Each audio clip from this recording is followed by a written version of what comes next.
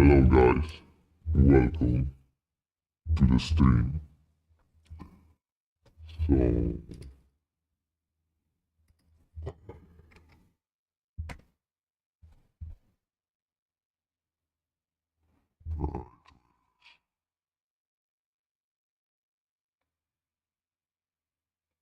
fucking hell. A lot of people are reacting.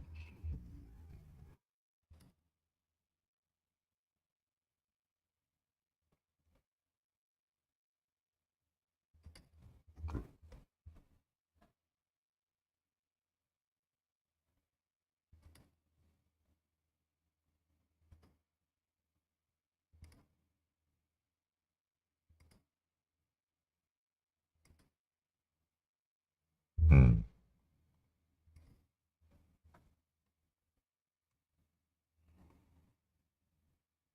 So, I don't know, the stream like ended somewhere around here last time. So let's go by feeling and let's say it's here. Yeah. Full screen.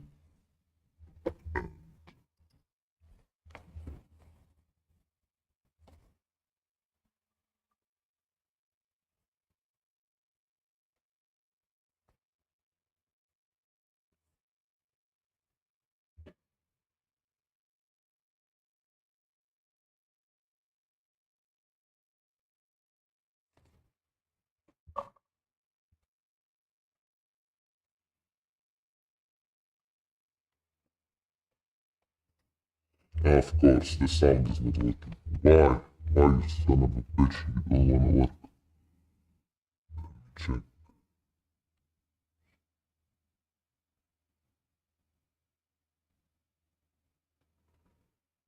Don't tell me it's because I am on fucking... Yeah? No. The biggest export of guardsmen in the entirety of the Imperium. You will fire your first gun at 5. You will disassemble and reassemble it at 10. You will have pounding artillery drills day in and day out at 15. And you'll fight your first swarm lord at 16. And if you mention Cadia, you will burst into an unrelenting amount of tears and sadness like I do daily. To quote, I have at my command an entire battle group of the Imperial Guard, 50 regiments including specialized drop troops, stealthers, mechanized formations, armored companies, combat engineers, and mobile artillery. Over 500,000 fighting men and 30,000 tanks and artillery pieces are mine to command. Emperor, show mercy to the fool that stands against me, for I shall not. The Imperial Guard are my personal favorite faction in 40k. They're the army I collect the most, the ones I enjoy playing the most, and the one I enjoy in the lore sense a lot. There's something about just a regular man with a laser rifle being told to charge the horrors of this universe and willingly doing so for his god emperor. It's just poetic. They actually represent the main Imperial Guard tactics pretty well. Large amounts of artillery that doesn't require a line of sight, lots of tanks, tons of infantry, drop troops, and gunships. Overall, they're pretty similar to how they sound, though a little bit expensive to collect, unfortunately. And they don't hit a lot. They have a bit of a bad aim, but you don't really care because you're just drowning them in shots. However, if you want more accurate fire and specialization, we can move on to talk about Space Marines. The Angels of Death are up next. Space Marines are genetically engineered super soldiers and superhumans. They're given extra organs, their skin tissue is toughened, their bones are stronger, they're taller than the average person. They're pretty massive people, and these are the specialized super soldiers that carry out a lot of the more specific tasks for the Imperium. And there's tons of legions of them. In fact, there's one per Primarch. Each Primarch, the Emperor's son, as I mentioned before, oversees their legion of Space Marines. The genetic upgrade they get is based on the genes of said Primarch. It's something called a gene seed. That's what brings them up to this like superhuman level. As stated, each Primarch has their own legion. Robot Girly Man has the Ultramarines, Jagatai Khan has the White Scars, Rogel Dorn has the Imperial Fists, Corvus Corax has the Raven Guard, and there's a whole bunch of other side sections that are also extremely interesting and have a little bit more of a twist on the average Space Marines, which we will discuss in a bit. Humorously enough, I don't have a whole lot to say about Space Marines.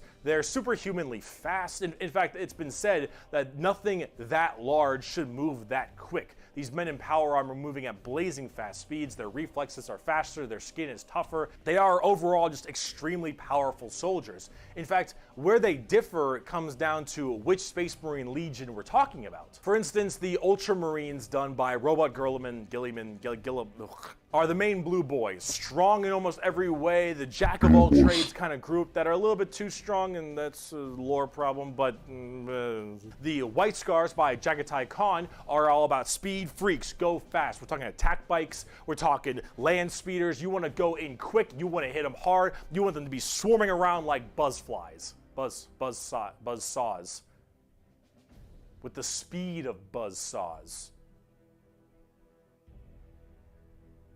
Fuck you, Pale King. Salamanders love fire. Fire in the forge, fire in battle. Flamers, melta-guns, multi-meltas. Just so long as something can be burning, that's big. And they're also actually some of the nicest of the Space Marines. A lot of Space Marines have this kind of like holier-than-thou thing because of their genetic strength. However, the Salamanders tend to put human lives above the lives of themselves, which is actually rather rare.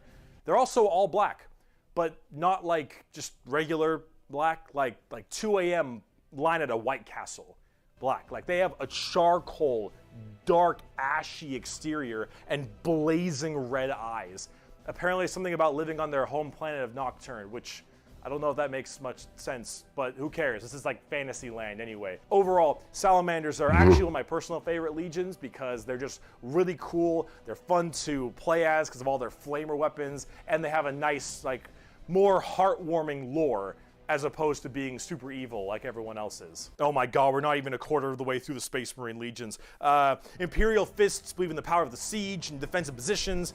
Raven Guards, master of stealth and sabotage while having bird helmets. Iron Hands, masters of machines and vehicles while being really goddamn good at being sold on eBay after one nerf. Space Wolves, Vikings and wolves and tons of wolves and axes, battle axes, fur everywhere. Space Wolves, angry, big teeth, Blood Angels, the genetic defect to make them want to drink blood and go crazy called the Red Thirst. They have Cupid wings and stuff, which is a little bit strange, and they are all super gay for Sanguinius. Dark Angels are old school knights and inner circle theme and... Are you a heretic? Me? No, never. Once in a blue moon, I know.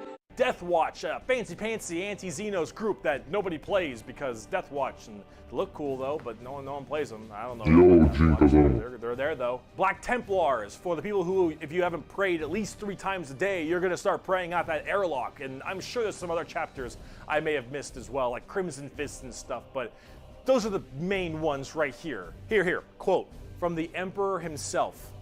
They shall be my finest warriors, these men who give of themselves to me. Like clay I shall mold them, and in the furnace of war I shall forge them. They shall be of iron will and steely sinew. In great armor I shall clad them, and with the mightiest weapons shall they be armed. They will be untouched by plague or disease, no sickness shall blight them. They shall have such tactics, strategies, and machines that no foe will best them in battle. They are my bulwark against the terror. They are my defenders of humanity. They are my Space Marines, and they shall know no fear. And on the tabletop, they fuck. Oh, they fuck hard. As of making this video, Space Marines are laughably strong. That might change at some point, but overall, Space Marines just have it's like a Swiss Army knife, a tool for anything you need, except it's like a gold-plated Swiss Army knife. It is extremely strong. If you are actually getting into the tabletop of Warhammer, Space Marines are a great start. Also, whatever gameplay style you have, whether you want to be sit back with long range and heavy weaponry, go fast and run in, or even just full melee, all of these options are totally there for you. Space Marines are super badass, But unfortunately, it's time we start praying to our new god, the 2011 Honda Civic. So is it any wonder people are afraid of technology? Technology! The Adeptus Mechanicus. The Adeptus Mechanicus are a technophile cult on Mars. Now, these people are a little bit weird because they don't actually really believe in the Emperor of Mankind. And you might think, oh, whoa, Berkey, that sounds like some heresy. A little bit. They believe in the Emperor, they believe in his power, but they don't pray to him. They pray to something called the Omnissiah. And the Omnissiah is this kind of machine god that they believe permeates in all machines. And if you think, well, wait a minute, they believe in a different god as well? That sounds like super heresy. Well, yes-ish, but they also make all your guns, and they make all your tanks, and they make everything that you have, so you can't really tell them to fuck off, because you're not gonna win nothing if you don't got stuff to shoot people with. See, their Omnissiah at least makes sense from their standpoint. They believe it to be a deity that permeates through all machines. Your Honda Civic, your standard bolt gun, your Dune Strider Walker, your giant mechs, your huge ships. The Omnissiah is present through all. And the only reason your stuff works is because the machine's spirit in it says it works. If you want your gun to work, your tank to run, you must pray to it. And I mean full stop. You need to start chanting in high Gothic. You need to burn incense. You need to sit on your knees and pray to that car. You need to rub oil on your robes, and you need to go, ahomina, homina, homina, homina, homina, homina. Full stop. If you want your damn thing to work, if you want your gun to fire, you need to do that. They are very bizarre, and they actually have a bit of a point, because it's obviously working. And if you look at them, I don't know how that works, so they obviously know something about what they're doing. The most notable member of the Adeptus Mechanicus is Archmagos, Magos, whatever, Belisarius Call. Look at this dude. Look at this dude. Yeah. This is the group we're talking about. These are these weirdos. Here, the Omnissian Creed. The credo, Omnissiah. There is no truth in flesh, only betrayal. There is no strength in flesh, only weakness. There is no constancy in flesh, only decay. There is no certainty in flesh, but death. Flesh is weakness, flesh is death. The Omnissiah is the god of the machines, and if you wish to be whole, if you wish to be holy, if you wish to give unto him, you must saw down your limbs and remove your organs and replace them with mechanical parts, because that is what he wants, and that is how you will become enlightened. Hard technophiles mixed with religious extremism. Adeptus Mechanicus. Now, for their army side of things, they are with the Scutari. The Scutari operate with very bizarre weaponry and lots of different kinds of vehicles, tanks, and different people in between. They're very weird, but they have extremely wacky and enjoyable, and in fact quite effective, both in the real game and in the lore, weaponry and gear. Overall, as an army on the tabletop, they're very weird and have a whole bunch of different shenanigans, but if you like kind of that quirky, wacky techno thing, I'd give them a pickup.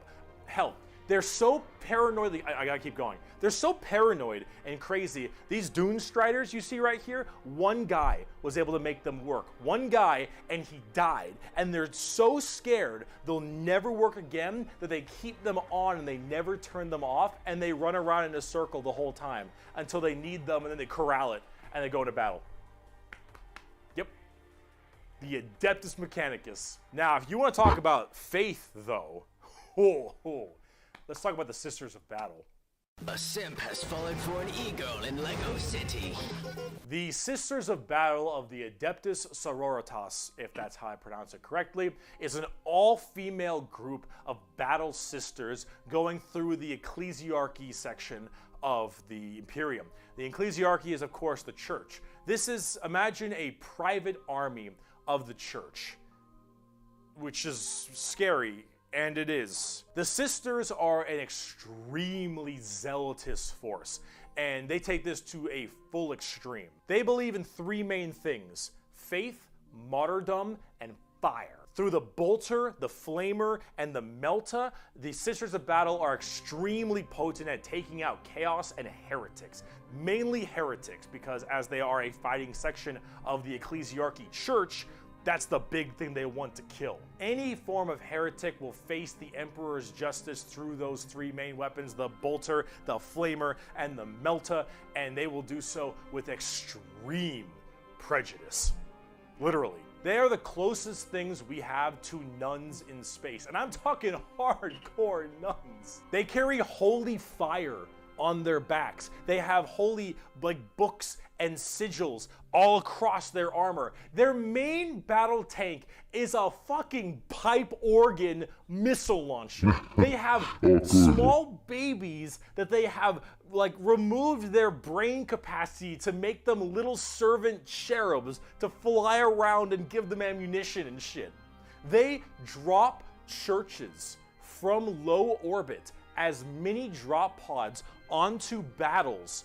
They drop churches into battles, and they blare war hymns and holy music from their frigates in low atmosphere and shower holy water across the battlefield.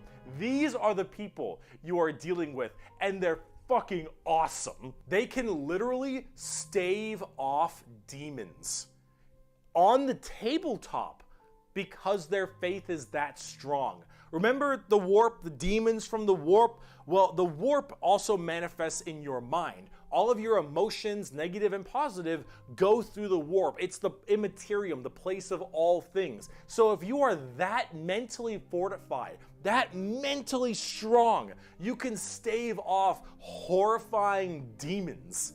And all these girls, oh, not a crack in that mental armor. Now, as much as a meme as they are, and as much as their models look a lot like Ongo Gabloglian, yeah, which I can't unsee anymore, I gotta say, I love their design. I think they're extremely cool. They're another army that I'm currently collecting. They just released a whole new line of figures very recently, and they look wonderful. Everything from Celestine, the living, literally undying saint, from the Triumph of St. Catherine, which is literally a funeral procession as a model, those organ tanks I mentioned earlier. This shit is the most over-the-top badassery in a lot of the Warhammer universe, and goddamn it is it over the top. But Sisters of Battle are so cool. While I'm a guardsman at heart, oh, this is such a cool faction. By Bolter Shell, Flamer Burst, and Melta Blast, the mutant, the heretic, and the traitor alike are cleansed of their sin of existence. So it has been for 5 millennia, so shall it be until the end of time. And speaking of burning demons, I can see! I can fight! the Grey Knights are the first army I actually collected back in 7th edition. The Grey Knights are a super secretive and much more old school look at power armored knights, except they are all psychers. All of them have that crazy space magic magician shit. For every 100,000 guardsmen, there's one Grey Knight. For every 10,000 Sisters of Battle, there's one Grey Knight. For every 1,000 Space Marines, there's one Grey Knight. Grey Knights are the strongest of the strong. But for now, I think the sisters are the best. I think they are the coolest. Yeah. Strong both in mental will and absolute just strength. These are Space Marines that are all high-level psychers, all of them able to specifically do one goal, and that is kill demons. The Emperor believed that the demons of chaos were the #1 threat to the Imperium, and he probably is right. However, this group is entirely based on doing that through a myriad of tactics. Coming from the planet, or I guess the moon, of Titan in the Sol system, the Grey Knights are thrown through extremely rigorous training and are as clear of mind and soul as they possibly can be. Since the demons of the warp are the warp and your mind projects to the warp, people can go insane very fast, especially lower level psychers. These Grey Knights need to be able to harness the warp in the presence of demons and stay perfectly sane. One of their characters, one of my favorite characters, is named Castellan Crow. He has a demon blade, the black blade of Mahamahama, and he has to have it on him because it tempts everyone nearby, constantly beckoning them. Use my power, use my strength, suck my penis, whatever the possibility. And so he has to keep it on him all the time as this thing whispers to him consistently, and he has to stave it off forever, being alone in his chambers or on the battlefield, because anyone who gets too close to it might be tempted a little too hard. He is that pure of heart and mind, and all the characters in the Grey Knights are basically like that. The only issue is that Grey Knights have a scorched earth policy, more ways than one. If they're fighting demons, demons corrupt and make people crazy. So if I'm a guardsman and I'm fighting demons and the Grey Knights arrive and they kill all the demons, I'm a risk. And so guess who's not making it out of there? On the tabletop, they're very strike fast, strike hard kind of people. They teleport all around the place. They are fast strike groups, small amounts of models because they're so dang strong. You only have so many characters, but with it, you get in there, you're very tough, very tanky, you hit really hard, and you try to bounce around the battlefield quickly, but you don't have numbers, and so every dead Grey Knight hits really damn hard. They're fun, though, if you like that kind of fast-striking kind of army. Oh, and also, Caldor Drago is a thing. We're not even going to get into Caldor Drago. All right, that is, oh my goodness gracious. I am the hammer.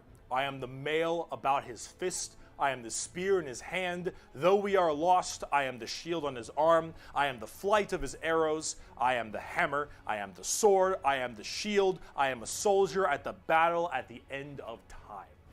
Grey Knights are pretty hardcore.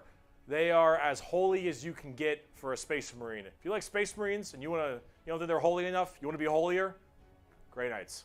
Now, if you want to be holier and big, let's talk Imperial Knights. Oh, Lord, he coming!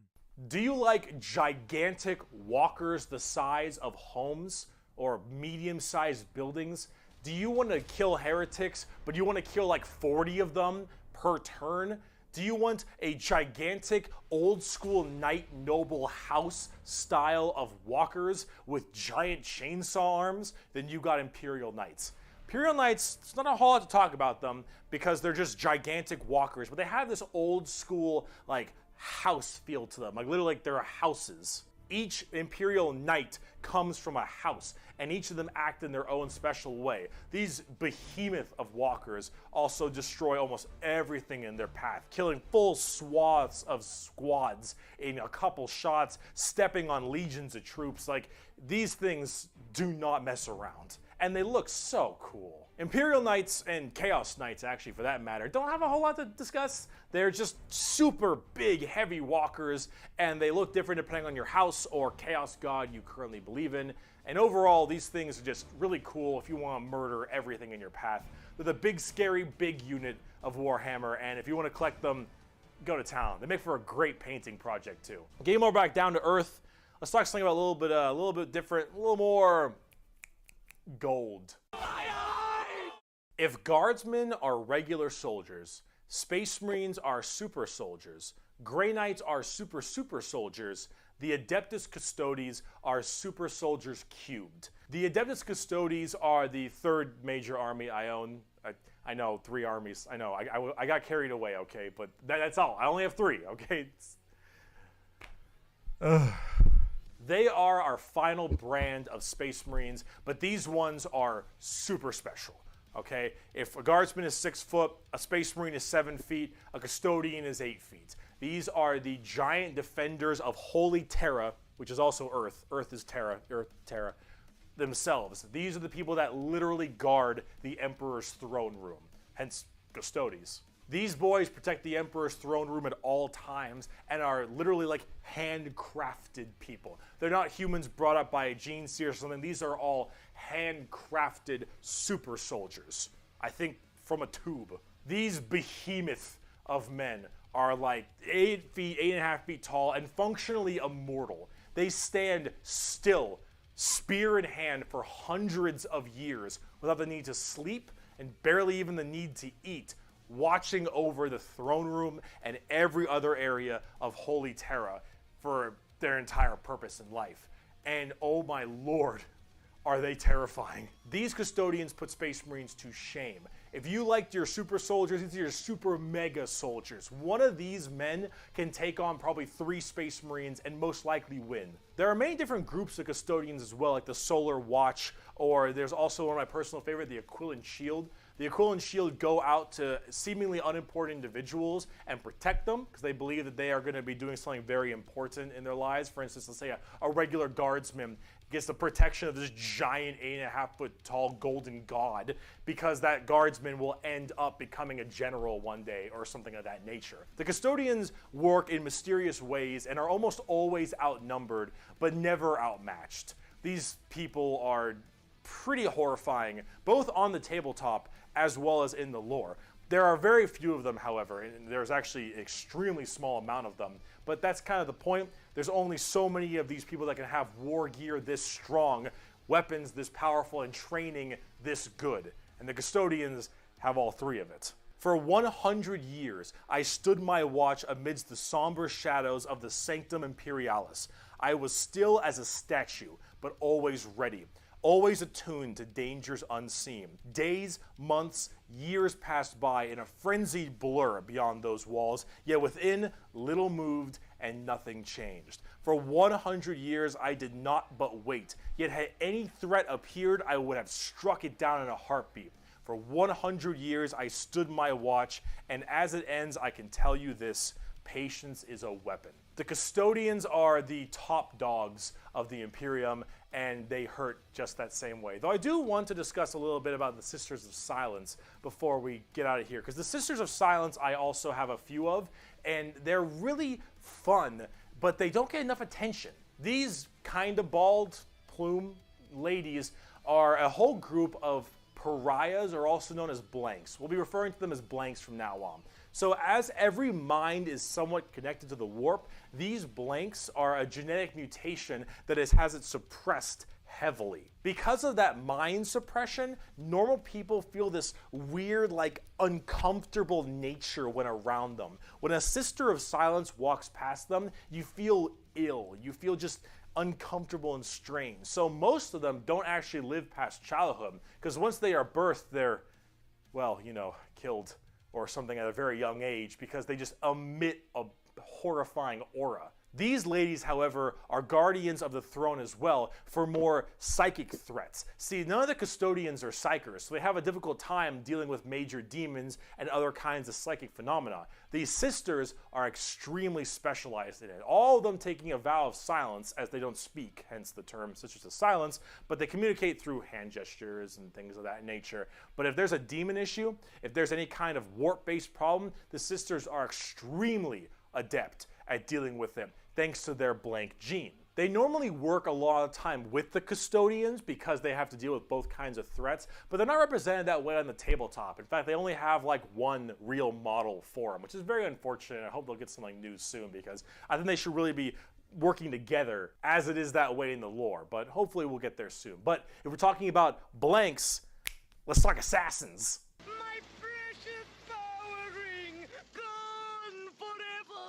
It's been a long video. We're about to round it out. We got this and one more human thing and then we're done. The assassins though, the Officio Assassinorum, oh boy, these people are deadly. Yeah, they're called assassins, they should be, but oh man, these people will mess you up. So these are from the Officio Assassinorum, a very special organization, and they are handpicked by the Grand Master of the Officio Assassinorum from the what was it called? Schola Progenium. It's basically an orphan school. Your parents got murdered by demons or something, you get sent to this and you get trained to be whatever. Tempestus Drop Troop, an Inquisitor maybe even.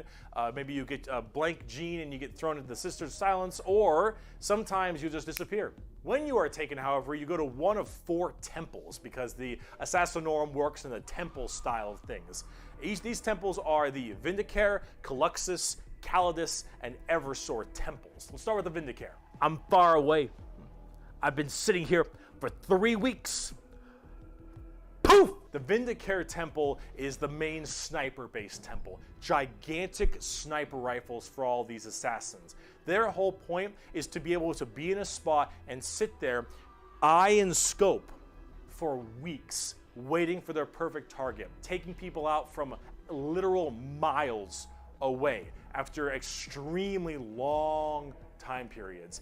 The Vindicare Temple is about precise, perfect aim. There have been reports of Vindicares being able to single out particular body parts from over 2-3 miles away. Temples in the head, the jugular, for instance, and been sitting there after weeks. And when they're ready, take that shot, time is done, packs them up. The Calidus Temple, however, is a lot more about shape-shifting and deviant art. It's mostly a female-based one, or at least it seems to be, and this allows a lot of body augmentation for certain individuals to be able to kind of transmorph themselves and infiltrate areas that are problems. These assassins will end up taking missions that take them years, 2-3 years, to infiltrate a heretical group and slowly work their way up, just to get enough time to put a bullet into the main target's head and then escape unharmed, or become the main target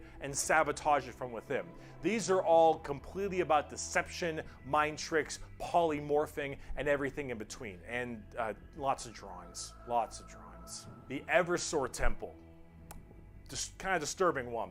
The Eversor Temple is about when you don't want anything to come back alive, friend or foe. You want it all dead. An Eversor is psychogenically conditioned with just psychotherapy and psychological torture to only feel violence, hatred, and anger. It does the Clockwork Orange style of thing of just making you forced to watch never-ending pain and misery and psycho conditioning, I guess is the term. And then they pump you full of tons of psychedelic drugs and they cryo-freeze you.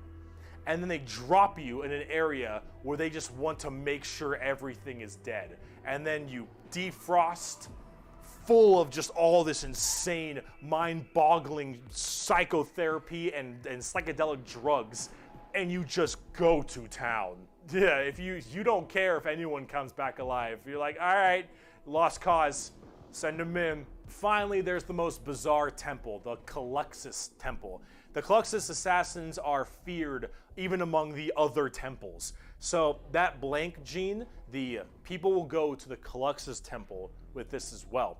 And this is where they can harness that to be massively anti-psyker or even just anti-regular people. They are seen with extreme fear and distrust among many, many people. They are described by the Eldar by quote as being pure evil. Imagine that uncomfortable feeling from that blank gene I mentioned, and then imagine them being taught and given equipment to amplify it by 100. If normally regular people feel uncomfortable, now they are basically akin to being a siren wailing directly in your ear. And if you're a psyker, oh no. The sheer presence of a Caluxus assassin is enough for you to tear your skin off. You will rather gouge your eyes out and rip your nails off than even being near this person. The Caluxus assassin is when you want psychers to literally lose their minds, and they will go on their knees and ask you to gun them down because it is a suitable choice over being anywhere near you. The motto of that temple is,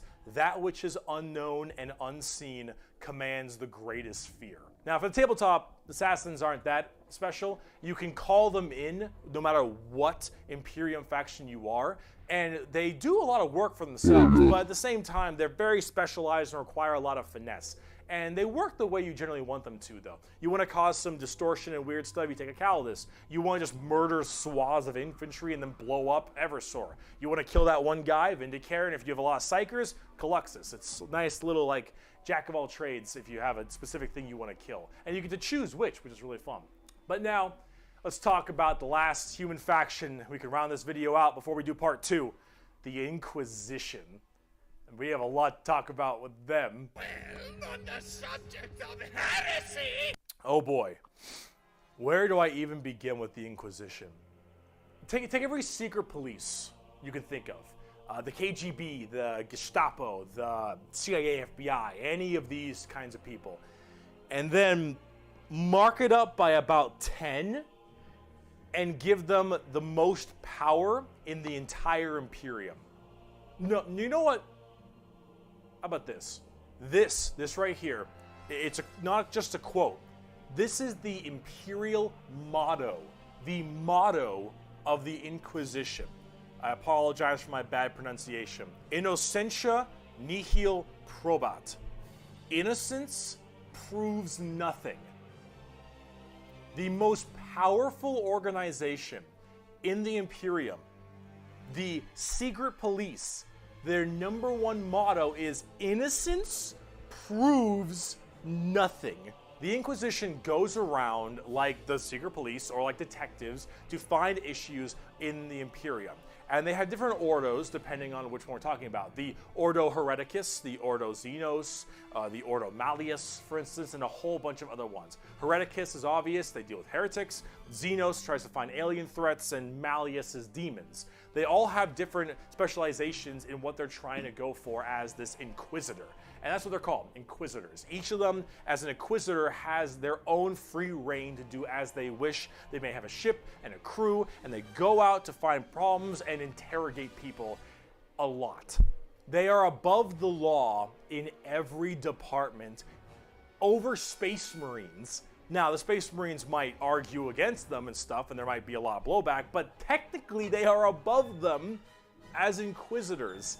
They are looking to investigate and figure out coups and cults and demonic incursions and possible Xenos issues like gene stealers or a new threat coming into an area.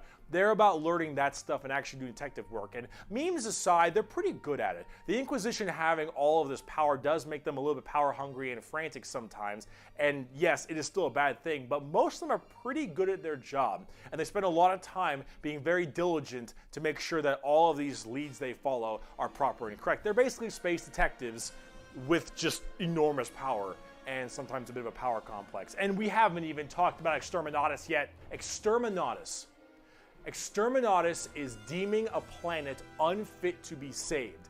I deem that this planet is demon infested, and taking it back will cost too many resources and is not worth it. I have now committed Exterminatus on this planet.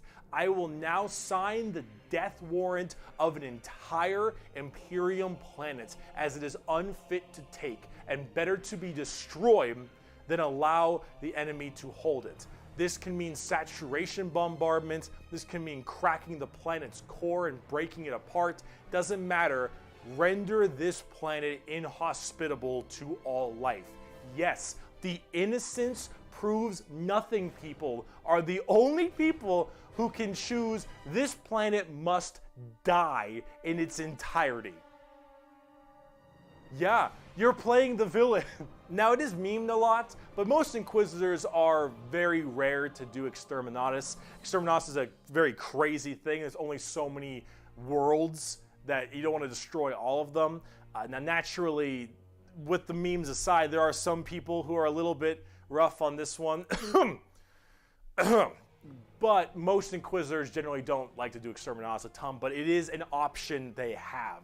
And it's a crazy option when you think about it. Secret Police Inquisition are unfortunately not represented on the tabletop very much. You generally kind of put one in your army if you feel like it. You have a couple special options there and some side content, but they're not really fleshed out very well, and personally they need a lot more stuff put in there, and they really need a lot more effort put into them, and they're not quite where I want them to be. Overall, the Inquisition makes for a lot of the best storytelling as well, because it's a little bit hard to talk about a big story of a whole bunch of Space Marines killing something.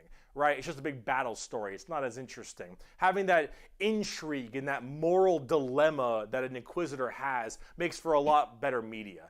And honestly, the more people do it, I think it's better, because then it adds a little more humanity to the Warhammer horrible, horrible grimdarkness. And wow, we just finished the humans, all right? Come back for part 2 when we talk about Chaos and Xenos, because we got to talk about the 4 Chaos Gods and all the Chaos Marine Legions and the Tau and the Necrons and the Orcs, and oh boy, we got a lot. I'll see you in part 2. Okay, so I'm gonna say which one I like the most, and like I like the sisters. The sisters. These guys, the assassins. I like, especially I like the ones that are like morphing. This is what, yeah, like this was interesting. Inquisition, fuck them, not interesting. Other spotters, oh yeah, these guys that are protecting the Emperor, yeah, these guys are like interesting.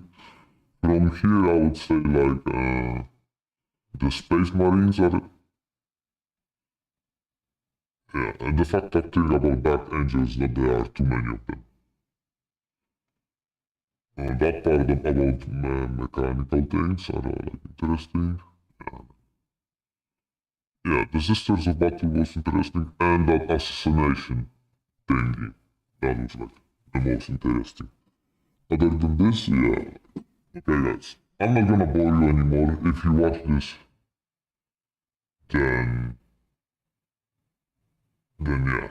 Then thank you, and I need to go to shop, and after I come back, I will play something. Don't know what, but I hope you, yeah. Hope you like, yeah.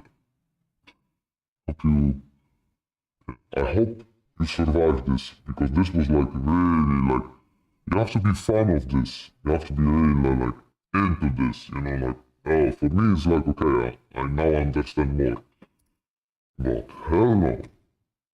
Okay guys.